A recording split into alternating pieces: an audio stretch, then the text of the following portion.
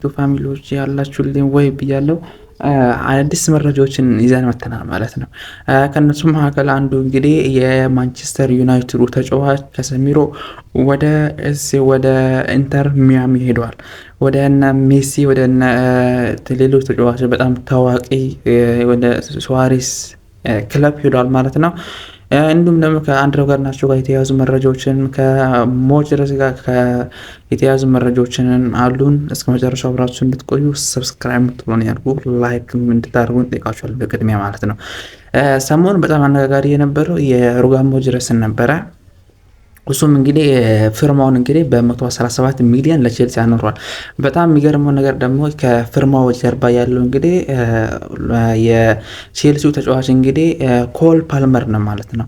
ኮል ፓልመር እንግዲህ ከዚህ በፊት እንግዲህ ለሩበን ሞጀረስ በጣም ቅርብ ጓደኛው እንደሆነ ይታወቃል እና ወደ ቼልሲ እንዲመጣ ደግሞ በጣም ግፊት እንዳደረገ ይነገራል ማለት ነው። እሱ ራሱም እንግዲህ ይመሰክራል ማለት ነው። በጣም ግፊት አድርጎብኛል ወይም ደግሞ ወደዚህ ክለብ እንድመጣ በጣም ፍላጎት እንደነበረው ወደዚህ እንድመጣ በጣም ትልቅ አስተዋጽኦ እንዳደረገ ይነገራል እና ለቼልሲ እንግዲህ በጣም ትልቅ ጥቅም ነው። ምክንያቱም ሩበን ሞጀረስ እና ከኮል ፓልመር ጋር እንግዲህ አጣምሮት በጣም ትልቅ ክለብ እንደሚመሰርቱ በአዲሱ አሰልጣኝ እንደሚመሰርቱ ይጠበቃል ማለት ነው። እንዲሁም ደግሞ የዌስትሃም ዩናይትድ ተጫዋች ደግሞ በ80 ሚሊዮን ወደ አልሂላል ሊሄድ እንደሆነ ታውቋል ማለት ነው። 80 ሚሊዮን እንግዲህ በጣም ለዌስትሃም ዩናይትድ በጣም ትልቅ ነው።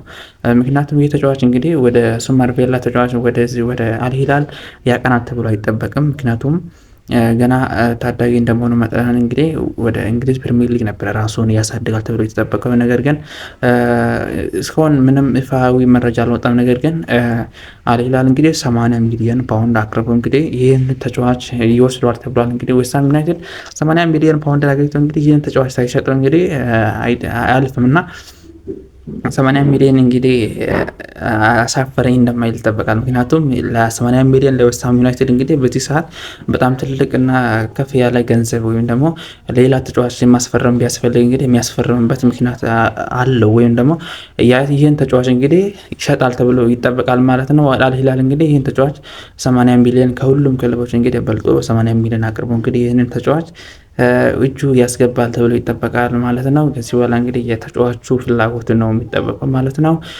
አንድሬ ጋርናቾ ወደ አስቶን ቪላ ለማቅናት እንግዲህ ስምምነት ላይ ደርሷሉ ማለት ነው። አንድሬ ጋርናቾ እንግዲህ ከዚህ በፊት እንግዲህ ወደ ቼልሲ ቤት እንዲሁም ደግሞ በዩናይትድ ቤት ነው የምናውቀው።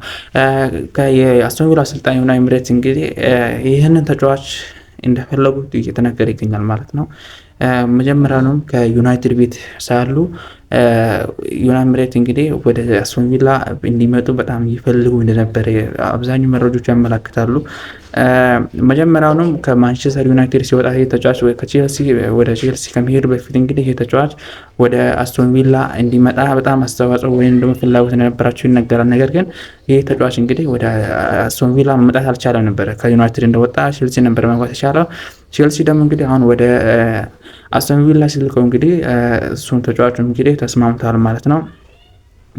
እንግዲህ አሰልጣኙ እንግዲህ ይህን ተጫዋች በደንብ እንደፈለጉት እንግዲህ ተናግሯሉ ማለት ነው። አስቶን ቪላ እንግዲህ ሩበን ሞጀረስን ከሰጠ እንግዲህ አንድሬ ጋርናቾን እንግዲህ ያስፈርማል ወይም ደግሞ በውሰት እንግዲህ ወደ አስቶን ቪላ ይቀላቀላል ተብሎ ይጠበቃል። ተጫዋቹም እንግዲህ እንደተስማማ ይነገራል ማለት ነው። እንዲሁም ደግሞ እንግዲህ ቼልሲ ወደ ፋይናንስ ጫንሳ እንዳይኖርበት ደግሞ የተለያዩ ተጫዋቾችን እየላከ ይገኛል። ከነሱ መካከል ደግሞ ወደ አስቶን ቪላ የላከው ጋርናቾ እንግዲህ ከነሱ መካከል እንግዲህ አንዱ ሆኖ ይጠቀሳል ማለት ነው። በሌላ በኩል ደግሞ የ41 ዓመቱ ዳኛ ደግሞ ጡረታ ወጥቷል የተባለ ይገኛል። ይሄ ዳኛ እንግዲህ 831 ጨዋታዎችን መዳኘት የቻለ ዳኛ ነው ተብሏል ማለት ነው። ይህ ዳኛ እንግዲህ በራሱ ፍቃድ ከዓለም ዋንጫው በኋላ እንግዲህ በራሱ ፍቃድ ዳኝነቱን ከዳኛው ዓለም እንግዲህ ጡረታ እንደወጣ ራሱ አሳውቋል ማለት ነው። ይህ ዳኛ እንግዲህ በትላልቅ ጨዋታዎች እንግዲህ ሲዳኝ እንደነበረ እና እንዲሁም በፍጻሜ ጨዋታዎች እንግዲህ ሲዳኝ እንደነበረ የምናስታውሰው ነው።